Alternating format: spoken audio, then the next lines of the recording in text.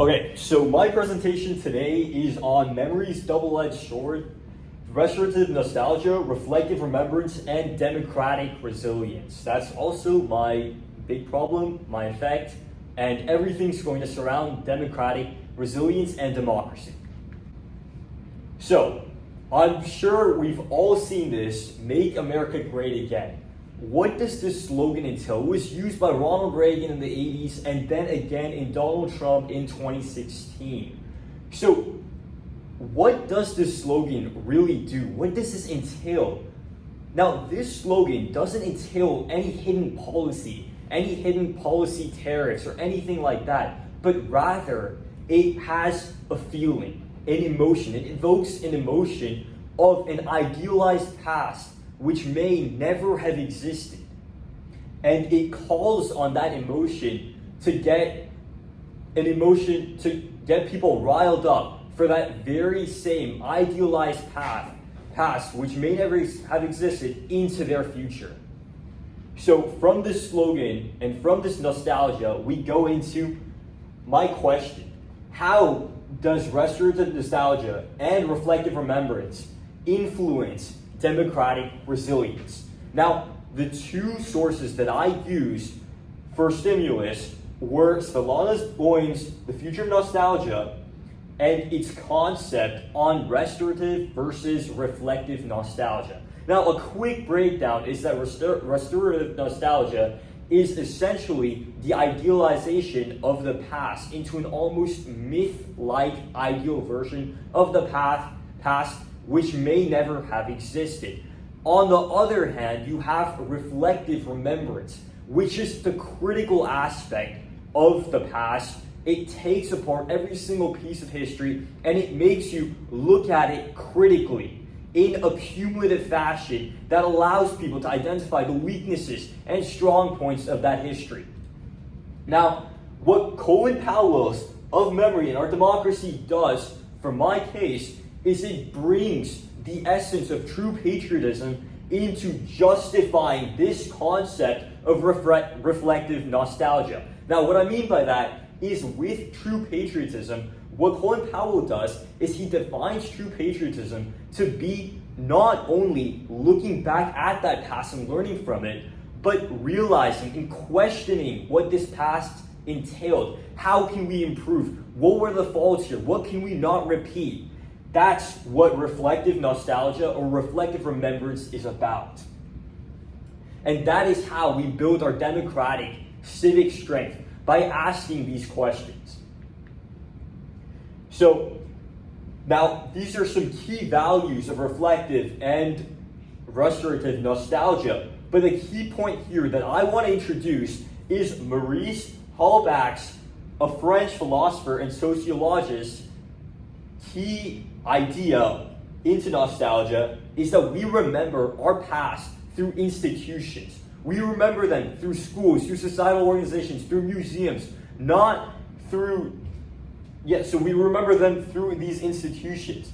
Now, what I want to get to that for this memory is that restorative nostalgia sanitizes this past that is restored in these institutions. It takes out all of the inaccuracies or all of everything that's been done bad, all of the dissent out of it, which forms a clean pathway forward that encourages communism and autocratic beliefs, essentially keeping a singular way forward for any form of government, which significantly undermines democracy, which incorporates a multifaceted perspective and approach.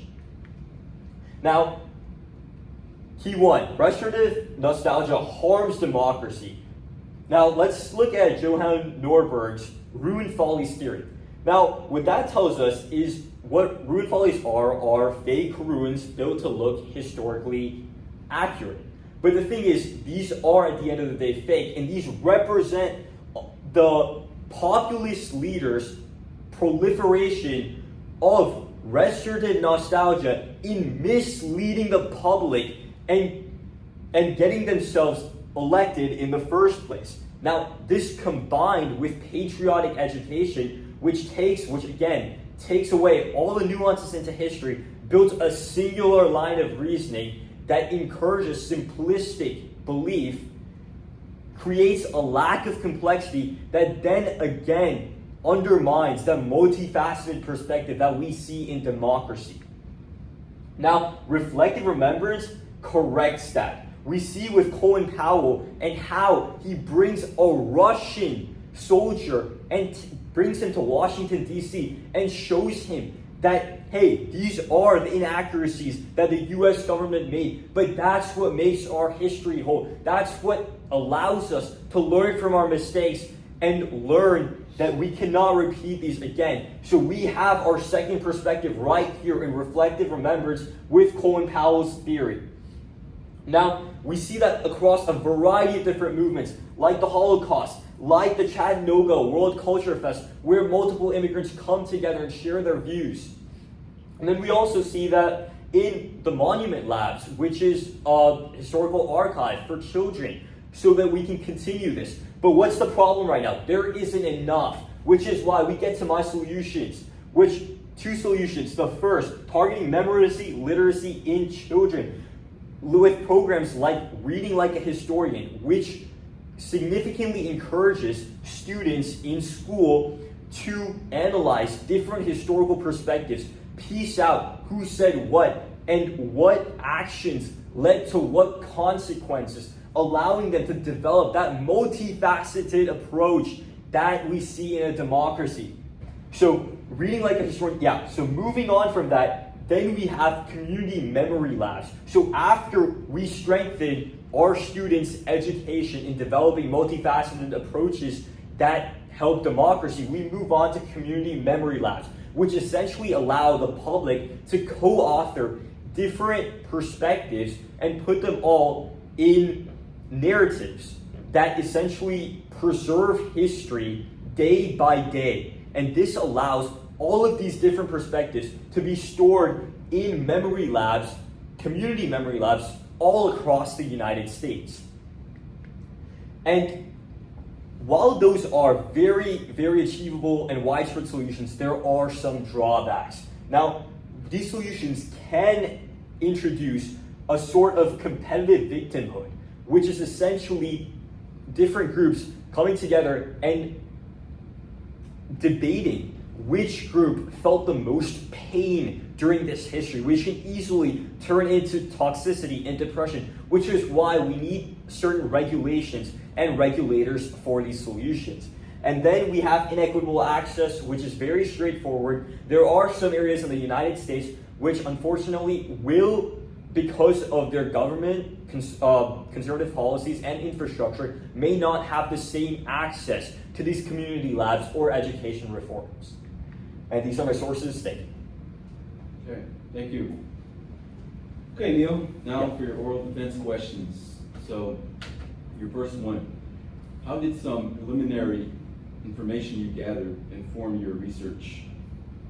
Yeah, so that's a great question. So, the very preliminary as to say, the very first such evidence that I gathered was, in fact, Ronald Reagan's MAGA campaign, Make America Great Again. And what this actually allowed me to do was it allowed me to go back through history, go back to the democratic eras of like JFK and all these other presidents back there, allowed me to look forward and see what had happened. Because there was significant deterioration in the time that Jimmy Carter became president, and this is what allowed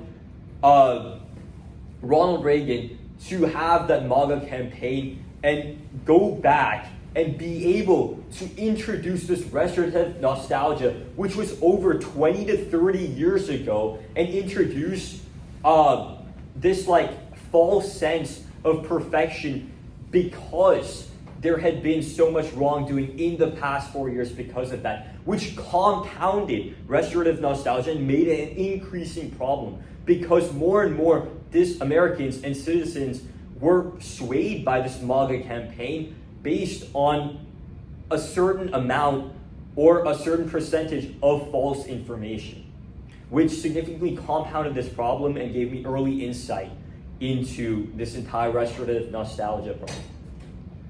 Okay, so your second oral defense question. Thank you. What are the implications of your findings to your community?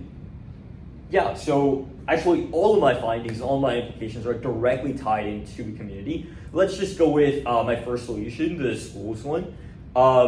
Incorporating educational reforms in schools such that students can look at multiple different historical viewpoints at the same time allows these students, allows this community to grow as a more democratized and more informed community, which is less prone to this effect of restorative nostalgia and less prone to the malicious takeover of the essentially mind.